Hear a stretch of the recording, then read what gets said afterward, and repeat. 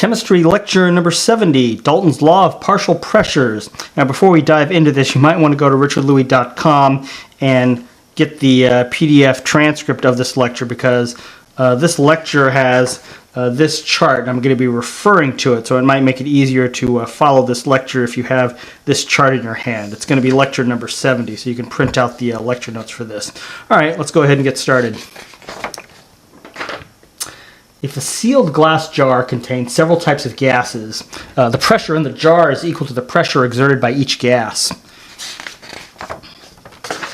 So I have a picture of a jar, and inside this sealed jar with a cover on it, there's oxygen gas, and there's carbon dioxide gas, and there's nitrogen gas, and they're all moving around and bouncing around, exerting pressure. So each gas exerts a pressure.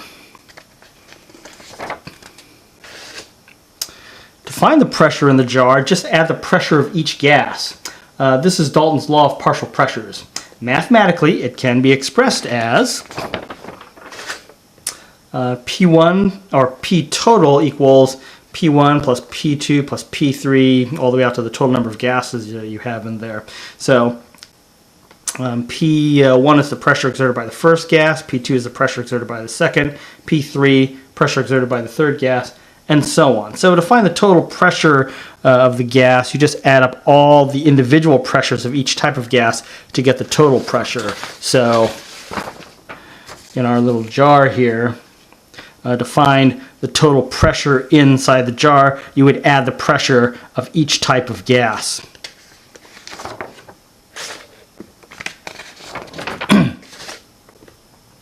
Now, suppose a sealed glass jar contains oxygen, nitrogen, and carbon dioxide gas. Oxygen exerts a pressure of 15 kilopascals, nitrogen exerts 42 kilopascals, and carbon dioxide exerts 33 kilopascals of pressure.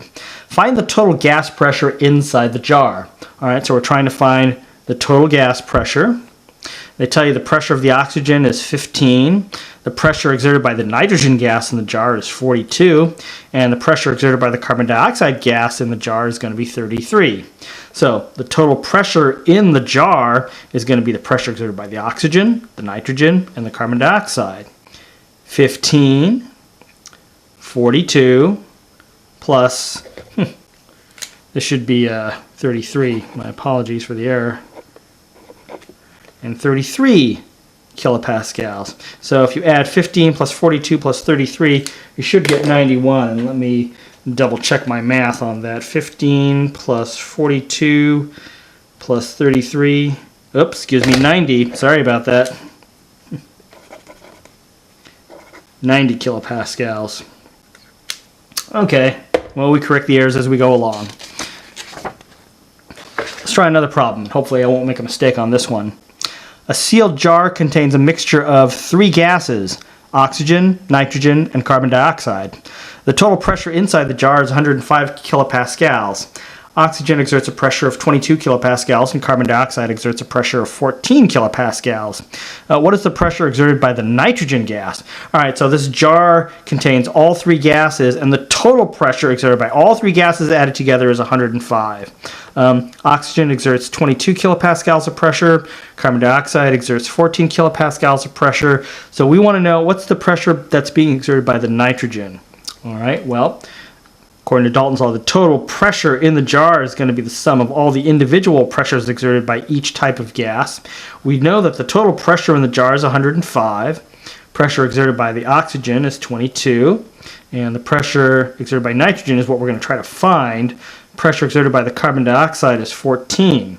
So if we subtract 22 and 14 from both sides to get the pressure of nitrogen by itself, it'll be pressure of nitrogen is 105 minus 22 minus 14, and that should give us 69 kilopascals. Let's double check. 105 minus 22 minus 14, and that gives me 69 kilopascals. Okay, so that one I did right. All right, so in this problem compared to the other one, the previous problem we wanted to find the total pressure given the individual pressures. This one we know the total pressure.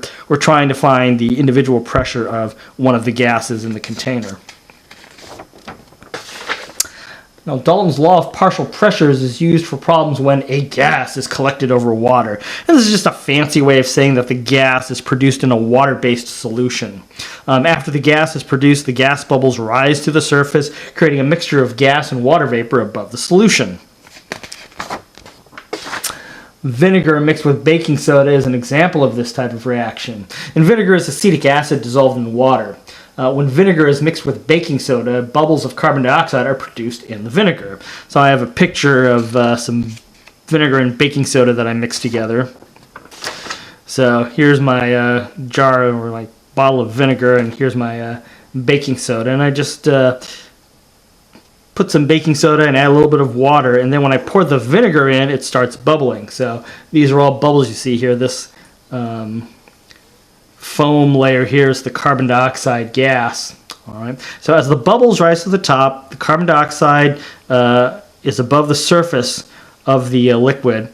And since this is in a water solution or water type solution, there's water vapor mixed with the carbon dioxide gas here. There's water vapor here because the bubbles came out of a water-based solution. Okay, so the bubbles rise to the surface, producing a mixture of carbon dioxide and water vapor above the mixture. So this gas mixture is called the wet gas. If the water vapor is removed from the gas mixture, the remaining gas is called a dry gas. So the gas that's above the surface here is a wet gas. It's carbon dioxide mixed with water vapor.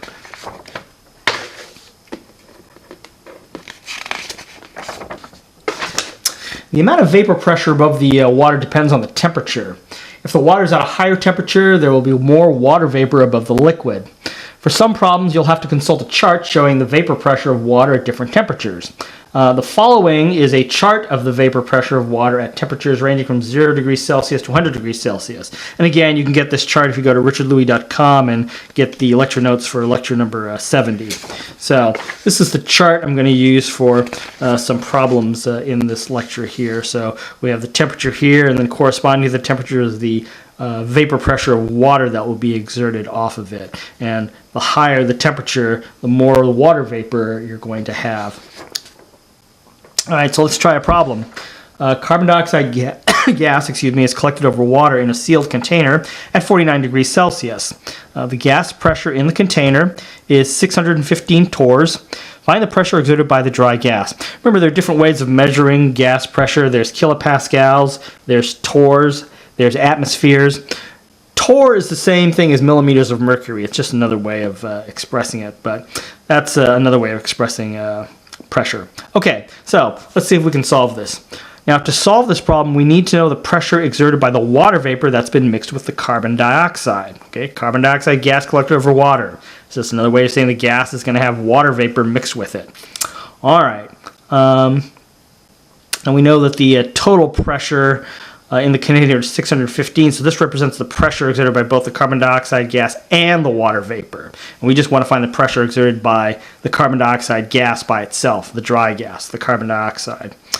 All right, so now if we look at the chart, you'll see that the water exerts a pressure of 88 torrs at 49 degrees Celsius, and that's the partial pressure of the water. We can now solve the problem. So if you look at this at 49 degrees, 49 degrees right here, water vapor is going to be 88 torrs of pressure. So above the surface of the water, that's the pressure of the water vapor, 88. All right, so we have all our data. We've got the total pressure, that's going to be P sub T, and then this is going to be the pressure of the water vapor, and then we're going to try to find the pressure exerted by the dry gas or the carbon dioxide. So problem tells you that the total pressure in the jar or the container is 615. We looked up the pressure exerted by the water vapor, and we just want to know the pressure exerted by the carbon dioxide without the water vapor mixed with it. Okay, so the total pressure is going to be the carbon dioxide gas and the water vapor. We know the total pressure is 615. We're going to solve for the carbon dioxide pressure, and that's the pressure exerted by the water vapor. So solving for the carbon dioxide, it's going to be 615 minus 88, and that should give us 527 torrs. All right, so that's the pressure exerted by the carbon dioxide gas by itself. That's the pressure exerted by the dry gas. Now, Dalton's law problems are sometimes combined with Boyle's law problems. So basically, we're going to do this problem combined with a Boyle's law problem. A wet gas collected over water has a volume of 888 milliliters at 14 degrees Celsius and a pressure of 700 torr. Find the volume of the dry gas at standard atmospheric pressure. All right. So we've got a jar that contains a gas mixed with water. That's the size of the jar. That's the total gas pressure in the jar, and that's the temperature of the water. Okay. So we just want to find the volume of the dry gas. So we're going to remove the water vapor, and then we're going to change its pressure, and that's going to cause its volume to change. All right. So this problem asks for the volume of the dry gas, so we need to find its pressure when the water vapor has been removed. So if you look at the chart again, you'll find that the vapor pressure of water at 14 degrees Celsius is 12 torr. So at 14 degrees Celsius, a glass of water will have vapor pressure, water vapor above its surface of 12 torr. All right. So, the problem says that at the beginning, the total gas pressure in the jar is 700 torr. They gave the temperature, which allowed us to find the pressure exerted by the water vapor, which is 12. And we're going to find the pressure exerted by the gas.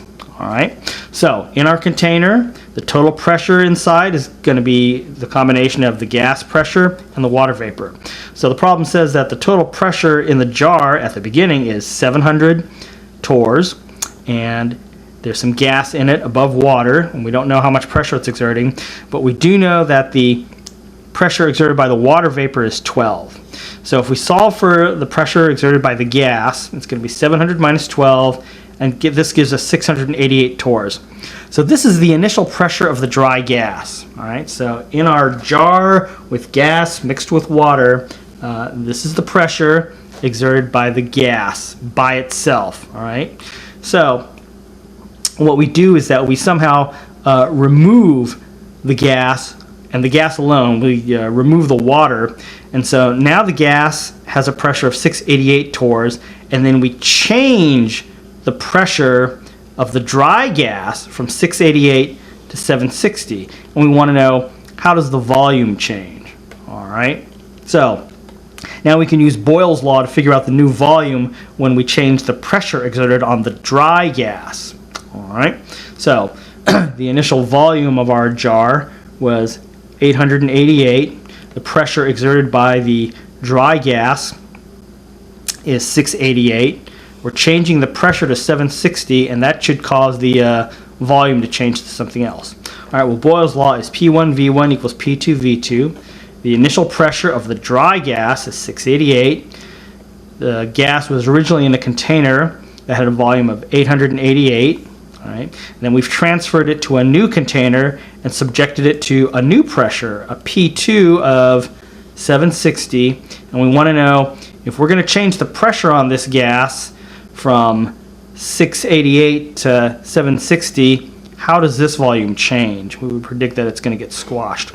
All right, well, if we're going to solve for V2, we would divide both sides by 760, and that would cause the 760 to cancel out. You get V2 equals 688 times 888 divided by 760, which is what I've rewritten here. V2 equals 688 times 888 divided by 760.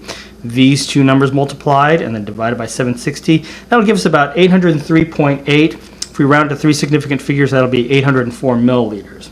So what that means is that we've taken the gas, we've removed the water vapor from it, and then we squashed it. We put it under greater pressure, and now it has that new volume.